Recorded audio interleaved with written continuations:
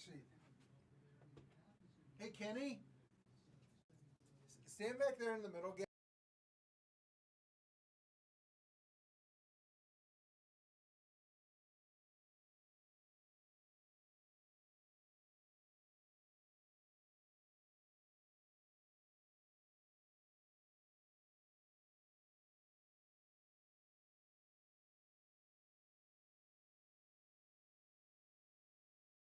Good afternoon, beautiful citizens of the borderland. We are live from the heart of the world's largest borderplex at the KELP studios here in El Paso, Texas.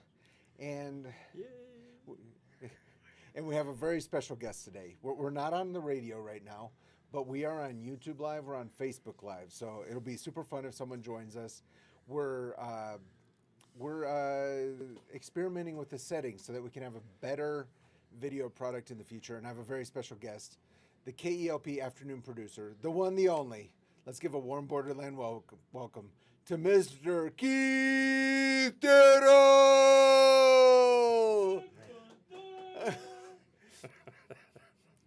Keith, welcome to this very special edition of 915 Talk. Thank you very much. It's a pleasure to be here. So, Keith, you grew up in Alabama. How did you move from Alabama to El Paso, Texas? Well, I was driving in Mississippi on I-20, and I took a left, and the next thing I knew, I was in El Paso, and I was stuck. You were stuck. I was stuck here. Back in 2003, my wife and I moved out here because she's from Mexico. Okay. And El Paso is a lot closer to Mexico than Alabama is. Right. Obviously. Yes. And she had family out here. Okay. And it was just really hard in Alabama for her to be able to go see her family. We were able to fly down in 1999 to go see them for a week or two around Christmas. And that was about it. Okay. Shortly after we moved to Alabama in 95, her father passed away about 6 months later. Okay. And trying to get a flight out of Alabama, like she had to fly from Mobile to Houston, then from Houston across the border, and then from there to Durango was just a whole mess. She's from Durango, Mexico. Yes, that's where I met her. Okay. So you're from what part of Alabama? The Birmingham area. The Birmingham area. I was born in Leeds, Alabama, whose claim to fame is also the home of Charles Barkley, the NBA legend. Okay, yeah, Charles Barkley. Yeah. So growing up, what was the greatest thing in your life other than an RC Cola and a moon pie? Well, I grew up in a totally different era than what we're in now. Obviously, born in the 50s. Okay. Grew up in Alabama in the early 60s to late 60s. Back then, getting out riding your bicycles. Had a go-kart. You had a go-kart? Around the neighborhood. Okay.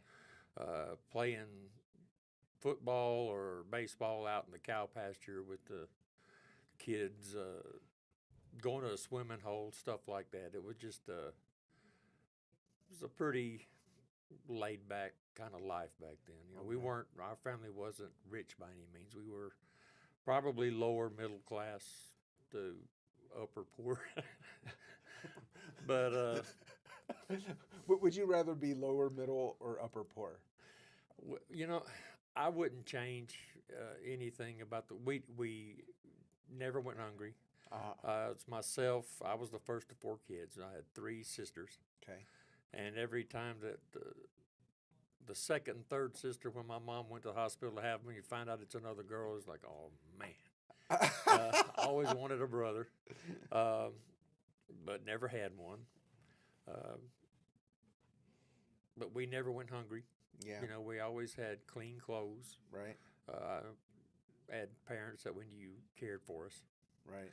It was just a nice, at that time, a nice, simple existence, even though in Alabama at that time when I was growing up, I grew up in the age of the civil rights movement in Alabama. And we were really caught up in a lot of that in the Birmingham area, with the marches, the police with their water hoses and all that stuff. And so you remember that? I remember that pretty well. One year in school, we actually met George Wallace. Oh, no. He was running for governor, and he came to the little town we were in there in Leeds. and having a rally, and they let all of us out of school to go and meet George Wallace, and you got to shake his hand. This was before he got shot, and got to meet him. That was kind of interesting, I guess. I gotcha. So how'd you meet your wife if she's from Durango and you're from Birmingham? Oh, that's a long story, but it's neat when you look back on it, how God put that all together. I was working for a group called Mission Teens that's based out of Norman, New Jersey. It is a 8 to 10 month residential program. People with drug addictions, alcohol addictions, any other kind of issues. And we were at a place in Alabama called Restoration Ranch. Well, this gentleman, a pastor from Georgia by the name of Eugene Holder, helped Jim Bracken, who ran Mission Teens, get the property. Well, Eugene Holder told him about a mission, a church in Durango, Mexico, that was looking to start something down there. They had a member of their church that had a drug overdose, committed suicide. And Eugene Holder's daughter, Nola Warren, was the pastor. Her and her husband started Bethel Bible Church there in Durango. And my wife went to that church. Okay. So you went as a missionary? Yeah, we went down there as a missionary. Mexico. All right. Well, did you speak Spanish when you went there? When I first went down there, I had taken Spanish in high school. I could say turtle, I think dog, cat, some words I knew. How do you say turtle in Spanish? Tortuga. Tortuga. Tortuga, yeah. And when I went down there, within 6 months, I was able to speak conversational Spanish. It was like God he kind of opened my eyes to the verb conjugations, which I struggled with in Spanish in school, and then it kind of all clicked. Right. And once I figured that out, it was pretty easy step. My wife spoke a little English when we first met. Okay. She was the secretary for the church down there, and from my position there in the mission. So she was the church secretary down there. Yeah. And she's keeping that going, isn't she? She's keeping that going now. She's the office supervisor at Coronado Baptist now. I mean, look at that. Look at that. So, Keith, we have our first comment. Uh-oh. Pastor Ricky Alcantar left a comment on Facebook Live. Uh-oh. Ain't no telling Do you know Pastor Ricky? Oh, yeah. Yeah. I met Ricky. Yeah, yeah. So he says, love hearing stories like this of where people come from and how God shaped their lives. Reminds us that God is at work in our lives in the same way. You'll always, I've asked my wife on more than one occasion at what, when we met, at what it was she did to make God so mad at her that he brought me into. So you met her, and how many years ago did you get married? We've been married 32 years now, 32 and a half years. We'll be 33 next May. Okay. When we met, she didn't like me at first. But through us, she didn't like you at first. At first, has that changed since then? That changed. Oh, well, I hope so. Through her job and my job, she would have to call the mission, we would call the church, and we were in contact, that way. And she happened to come out one weekend with a group that stayed at the mission, kind of see what we were doing, and we had a chance to spend some time together, and we started liking each other, and we decided we wanted to start dating. But the problem was they had a restriction. When you went to Mexico, you had to wait a year before you dated. So you dated secretly. So we snuck around for 6 months. You snuck around for 6 months. And How old were you? We got caught. How old were you sneaking around? Let's see. This was in 1991. Yeah. So I would have been 32. 32. You're sneaking around at 32. She was like 24. And we got caught, and they told us, you have to go 6 months. Restriction. You can't see each other for 6 months. Oh, man. And I thought, well, if this is meant to be, it'll work out. And it just so happened that about 2 months after that, I had to be rushed to the hospital to get my appendix taken out down there. Okay. And the day that I was going back home, as we're driving back very slowly down the street there in Durango, she happened to be coming out of a convention center they had with some of her friends from church.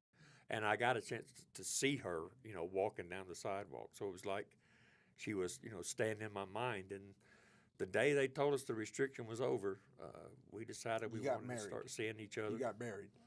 No, we waited. I think it was Thanksgiving of 1991. I went home because Okay. I had to go back and get my visa renewed. Hmm. And I went home and I told my family I had met someone down there and I was going to ask her to marry me. And right after that, uh, when we went back, I proposed. And then I had to do the traditional Mexican thing of asking her father for her hand in marriage, Uh huh. dress up in, I mean, a suit and tie, Right. the whole 9 yards, Uh huh. and did all of that. And we were married the following May. Gotcha. Very good. Very cool. So you like to cook. Oh, yeah.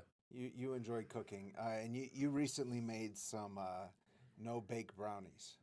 Well, it was fudge. No The bake fudge. Yeah, the fudge. fudge. What's the key to good no bake fudge? Follow the right channel on YouTube. Uh, You cook I off of found the YouTube? channel and she had this recipe, and I just thought, well, you know what? It sounds easy. Uh huh. Just a bag of the little chocolate chips, the semi-sweet chocolate chips, 1 can of condensed milk. The condensed milk. That, Yeah, that is that the secret? yeah, that's it. It's the condensed. You use it. It's kind of sweet. You don't add Right. any sugar, no baking. Uh huh. You pour the milk into a bowl and the chips, mix it up, put it in the microwave for a minute, Uh huh. stir it again, and then another 30 seconds. Take it out, spoon it over into a wax lined dish in the refrigerator for like 2 hours, and you've got no baked fudge. It's no. It's pretty good. I Yeah, had some yeah, and my wife made it with the one you ate. She put roasted peanuts in it. It's even roasted peanuts. Were they from Alabama? no, they were from here.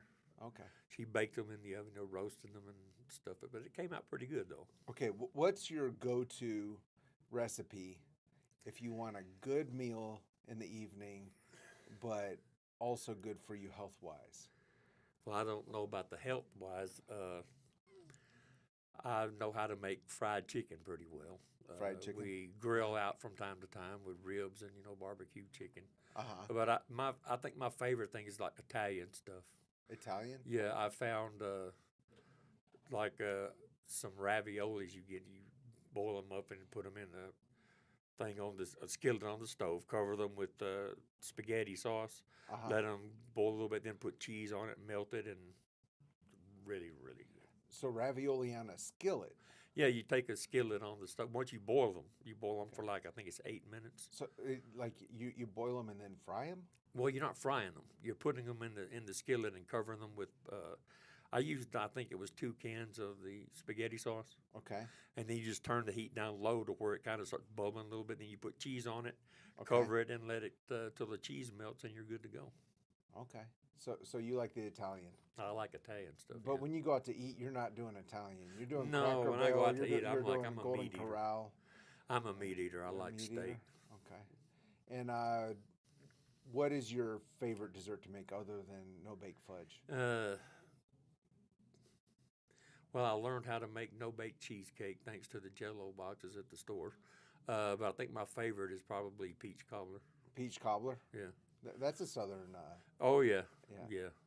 What's the key to a good peach cobbler? Just mixing the ingredients right, making sure you don't leave it in the oven too long for the crust to burn. You just keep an eye on it. Keep that crust just right. Yeah, get the crust just right. It's good. How do you know a crust is good? Well, if it's when it starts getting brown, you don't want it to get too brown. Right. Um, Flaky? You like flaky? well, it's on a peach cobbler. The crust doesn't really come out flaky. It's kind of the self-rising flour makes it rise up to where it like covers the peaches and everything, and it's nice. It's got that nice texture underneath, and Okay. Gotcha. Gotcha. What has been a highlight for you working at KELP? wow. Well, there's been a couple.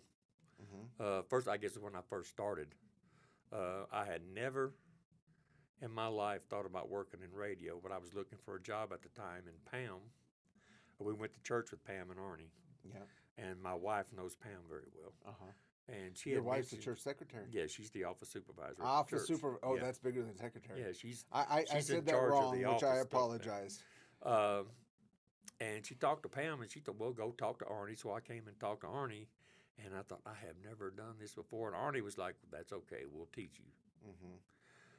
I think one of the biggest highlights was when I had to record my first commercial Mm-hmm. because I'm sitting in the back with this microphone and a script and having to record the introductions for all of the afternoon programs. And I'm thinking, wow, there's going to be all these people are going to be listening to me. And my second or third day of working the shift by myself, I get a phone call from a lady asking about Adrian Rogers in the afternoons. And then she says, are you the one who was on the air announcing the I said, yes, ma'am, that's me. Where are you from? And I got more of that. She said, I can tell you're from down south somewhere. And I got more of that when I first started than anything else. Right. Yeah. Well, I love listening to you speak Spanish because you speak, I think, very well. I try. I don't speak Spanish, but you can also tell that you're from Alabama when you speak Spanish. My Spanish I speak Southern Spanish. Gotcha. Well, folks, this has been the one, the only Mr. Keith Terrell, the afternoon producer of KELP Christian Radio. It's been fun talking to you, Keith, and I hope that people who are watching and listening will like our video. They'll subscribe to our channel, and we'll be able to do more of these in the future. Yeah, actually, before I started doing this, I never would have been able to sit here like this with the camera and the talk. And you just something about it's intimidating. Yeah. But once you get doing, I've been doing this 10 years now. Yeah. And I probably enjoyed working here more than any other job I've ever had. That's really cool. I love to hear that. And I'm enjoying it too, enjoying working together. Well, since you came, it was like the changes that we've been doing, like the Facebook Live, the YouTube Live, we never even considered that, in the 9 years prior. Right. And it's like all of these changes now, and we're actually having to work. No more naps in the afternoon. We actually have to work. But it's exciting. Yeah. It's really neat watching all these new technological advances happen and being a part of it. It's really neat. Yeah, and it's cool, Keith, because we're the first people to test out the new lighting in the studio for YouTube Live. It looks so much better. Well, we'll see. Yeah. I know you got my ugly face on there, but other than that, I think from what we saw last week, I think the lighting is going to be great. All right. Well, thanks again for watching, everybody. We'll see you at 4 o'clock for 915 Talk. Thank you.